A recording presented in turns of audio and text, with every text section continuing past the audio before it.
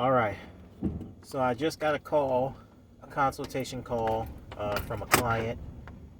She wanted our mobile DJ services for her wedding.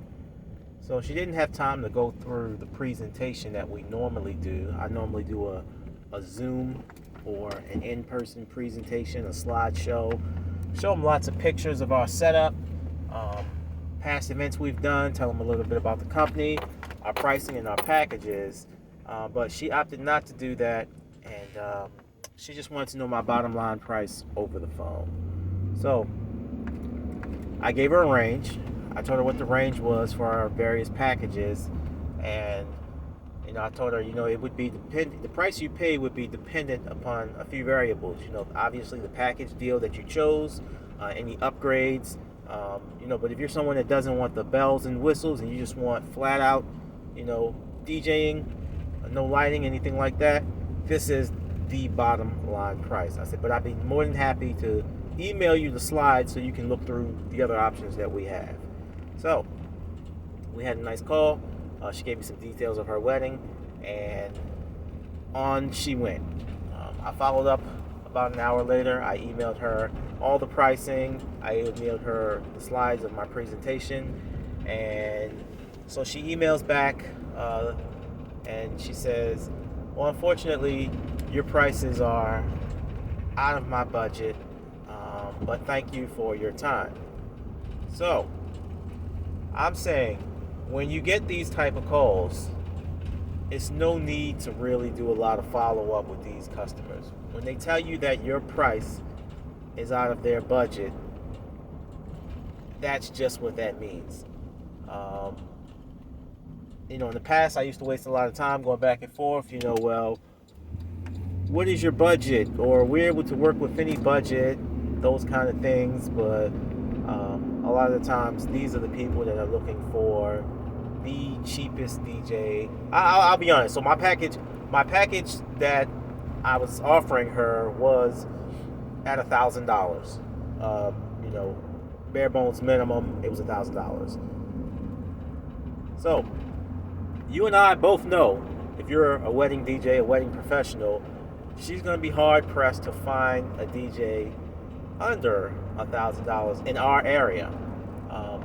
We're operating in Northern Virginia, Southern Maryland area, one of the more expensive counties in the country, aside from California, counties out there. But it's pretty pricey out here. And my thing is, any photographer that you get would be $1,000 or more. Any caterer that you got would be $1,000 or more. Lord knows, any banquet hall or event space that you would book would be thousands and thousands of dollars. A couple grand minimum. So when they come to the DJ, who is the heart and soul of the evening, they don't want to pay $1,000. So don't haggle with these people. Just thank them for their time and move on, because if you do and they get you down to a price that you're not comfortable with, $700, $800, or whatever it is, and don't get me wrong, that's good money for a couple hours work. It is. But is it your worth? Is it your worth is the thing. If the answer is yes, then go ahead and do it. One train of thought is that, $800 or $700 or even $500 is more than I had the day before. And that's true. That is very true, But is it your worth? When you start working for $500, $600, that's the level that you're going to be at. So you can take the money because it's more than you had, but when you work a gig for $500, you are now a $500 DJ. So when the friends of that bride and groom say, hey, who did your wedding? They did amazing. Oh, they're going to refer them back to you. And they're going to say, yeah, we paid $500. So when that couple calls you and you try to give them $1,000 quote, they're going to tell you that's a little outside of my budget. even though everybody else got paid, they're going to tell you that's outside because you put yourself at a $500 level when you were supposed to be at $1,000. You were supposed to be $1,000 DJ because that's your worth or whatever. Play with the numbers whatever way you feel fit, but always get what you're worth. Don't negotiate your prices. That's what I've learned over my time in this wedding industry is no one else negotiates prices. You know, when that caterer tells you that it's going to be $2,800 or $85 a plate, that is the price. The customers don't even think to ask them for a discount. When the banquet hall says it's going to be $10,000 to rent this space, brides and grooms don't even think about asking for a discount, or they don't tell them that's outside of my budget. And if they do tell them it's outside of my budget, believe me, the event hall does not say, well, what's your budget? We can work with you. Doesn't happen.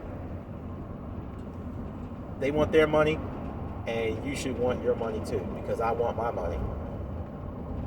You know, and I did another video on how to structure your pricing and all the things you should factor in. You guys can check that out. But you want to get paid for all your hours worked, because that's the fair thing to do. When you go to your regular day job or you work for anybody else, you get paid for all the hours that you work. And there's a lot of planning prior to the event that DJs have to do. I did a video, I added it all up. It's somewhere in the neighborhood of 30 hours of, and this is just an average. And you can critique my list when you watch that video. But DJs doing an average of 30 hours in planning and preparation leading up to the wedding. So you need to get paid for that. Well, that's just my thoughts. Just another rant video, I guess. It didn't intend to be a rant, but I guess it was. If you like it and agree with me, hit that button. Do everything that the YouTubers ask you to do. And I will see you guys next time.